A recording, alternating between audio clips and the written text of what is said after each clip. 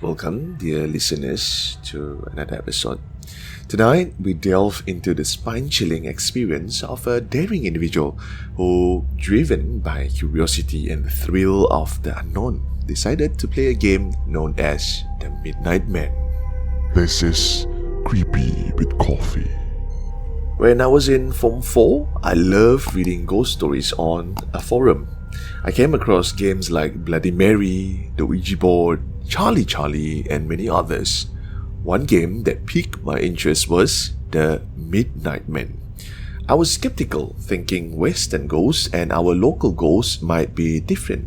Maybe. So to cut a long story short, my foolish actions led to an experience that I remember to this day. Just for context, the Midnight Man is actually a ritualistic game rooted in urban legend, often described as a modern form of supernatural entertainment, originating from internet folklore. The game involves summoning a paranormal entity known as the Midnight Man to your location. So fellow listeners, this is actually a brief overview of the steps involved. Whether you want to know more about it, that is entirely up to you. For preparation, before midnight, you will need a candle, a piece of paper with your name written on it, a drop of your own blood, matches or a lighter, salt, and a wooden door. To start the game, at exactly 12 midnight, you must knock on the door 22 times, with the final knock occurring precisely at midnight. After this, you open the door, blow out the candle, and then relight it immediately. The Midnight Man is now supposed to be summoned. Your goal is to avoid him until 3:33 a.m. by continuously moving around your house. If your candle goes out, you have 10 seconds to relight it.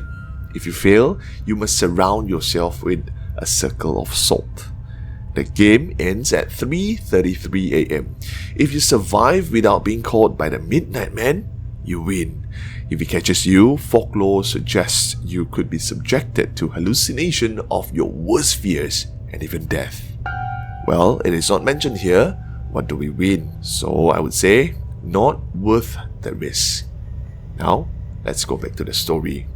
At 11:30 p.m., my house was usually dark in the living room, with only my sister's room lit because she couldn't sleep with the lights off. But that night, she was working the night shift, so her room was empty and dark.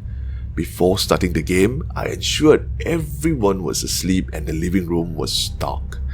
I made a large circle of coarse salt, big enough for myself to sit in right in the middle of the living room. Then I slowly walked to the kitchen with a candle and a lighter I had brought along. I also wore a watch to check on the time, since I couldn't see the wall clock because the surrounding is dark. I then headed to the kitchen because the game required a wooden door, and I knocked on the door 3 times, opening it on the 3rd knock. I don't know if it was the wind or what, but after opening the door, I suddenly felt a gust of wind rush past.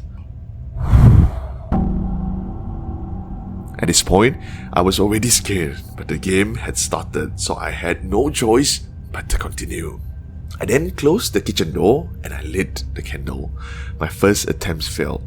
Now, this is when I felt as if something was blowing out the lighter.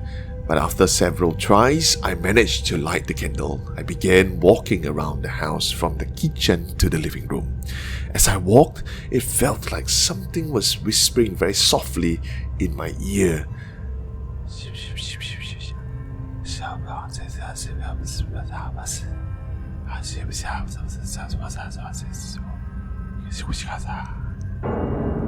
And occasionally, the candle flame would almost go out, but I managed to relight it. According to the game, if you fail to relight the candle quickly, the Midnight Man will get you. I had to endure this game for 3 hours. When I saw my watch showing nearly 3 a.m., I continued walking around the house except for the bedrooms because I didn't want the Midnight Man to know the layout of my house.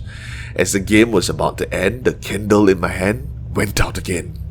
I quickly grabbed the lighter from my pocket and tried to relight it. I had exactly 10 seconds to light it, but I failed.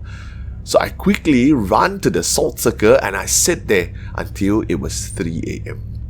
After a few minutes of sitting down, I saw it was past 3 a.m. So I stood up and swept the salt off the floor with my hand and I hid it under the mat, thinking I would clean it the next day. Now, thinking everything was over, I just went to my room to sleep. I wasn't sure how to end the game exactly, and somehow I was too tired and sleepy, I just went to bed. The next day, I didn't experience any disturbances until the following night. That is when I felt like something was actually hiding in my wardrobe, and every time I slept, it felt like something was breathing heavily and watching me as I sleep.